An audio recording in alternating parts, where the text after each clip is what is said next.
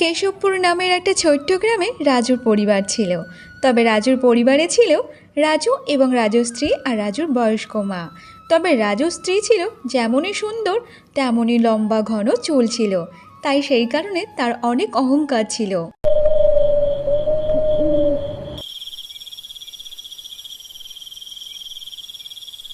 আরে গিন্নি, অনেক তো রাত হয়ে গেল। আর চুল চুল করে না থেকে চলো এবার ঘুমাবে, চলো তো দেখি। সারাক্ষণ শুধু চুল নিয়েই পড়ে আছে। এই দেখো, একদম আমার চুল নিয়ে বলবে না বলছি, তা না হলে খুব খারাপ হয়ে যাবে। কেন গো, তোমার এত হিংসা কেন হচ্ছে আমার চুল নিয়ে? আমার চুলটা এত সুন্দর বলে, সবাই পছন্দ করে বলে, সেই কারণে তোমার এত হিংসা হচ্ছে না? আমার চুল নিয়ে একদম কথা বলবে না বলে দিচ্ছি কিন্তু। এই দেখো মোহিনী, আমি তোমার সাথে কোনো মুখ লাগাতে চাই না। তোমার একটা কথা বললে তুমি আমার 10টা কথা শুনিয়ে দাও। সারাক্ষণ তো শুধু চুল চুল নিয়েই পড়ে আছো। সারা ঘরে শুধু চুল চুল চুল চুল আর চুল। দূর, ভালোই লাগে না আমার আর। হ্যাঁ, তা কথা বলতে তোমাকে কে বলেছে আমার সাথে? যাও না, যাও, বিছানা তো পড়ে আছে, গিয়ে শুয়ে পড়ো। আমি কি তোমাকে আটকে রেখেছি নাকি?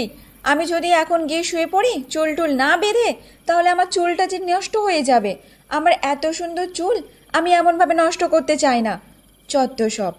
দেখো গিন্নি, তুমি এমন একটা ভাব দেখাচ্ছ যেন দুনিয়াতে তোমার একারই চুল আছে, আর কারোর যেন চুল নেই। তুমি আমার হাসালে গো। একবার দেখাও তো দেখি যে তোমাদের এই তল্লাটে কার এত লম্বা লম্বা এত সুন্দর মসৃণ চুল আছে, বলো তো দেখি। দেখাও না আমাকে। যদি দেখাতে পারো আমি আমার চুল কেটে দেব, বুঝেছো? এই গ্রামের মধ্যে আমি একা, যতটা সুন্দর আমার দেখতে ততটা আমার ঘন লম্বা চুল, বুঝেছো? এ দেখো গিন্নি, তোমার সাথে আমি বাজে কথা বলতে চাই না। তুমি যা খুশি করার করো। আমার ঘুমাতে দাও এখন, তুমি সরো বিছানা থেকে। সারাক্ষণ শুধু চুল চুল চুল নিয়েই থাকে। এই শোনো, তুমি এই খাটের ওপর একদম শোবে না, তুমি নিচে গিয়ে এসো। তোমার এই ঘুমানোর জন্য যদি তোমার হাত পা যদি আমার চুলে লাগে, তাহলে আমার চুলের 12টা বেজে যাবে। আমি চাই না আমার এত সুন্দর চুলটা কেউ খারাপ করে দিক কারো কারণে। যাও, তুমি নিচে গিয়ে এসো। আমার এখন মনে হচ্ছে এই তোমার চুলের অহংকারে একদিন আমার দেশ ছাড়া হতেই হবে। দূর, ভালোই লাগে না। সব সময় চুল চুল করতেই থাকে সারাক্ষণ। মোহিনী তার চুল নিয়ে অনেক অহংকার করত।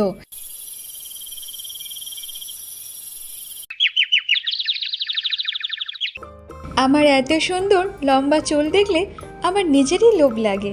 ওহ, কত সুন্দর চুল আমার! এই গ্রামের মধ্যে আমার মতো এত ঘন লম্বা চুল কারোর নেই, একমাত্র আমার। ঈশ্বর যে আমাকে কী দিয়ে বানিয়েছে তা কী বলবো। যেমন সুন্দর আমাকে রূপ দিয়েছে, আর তেমন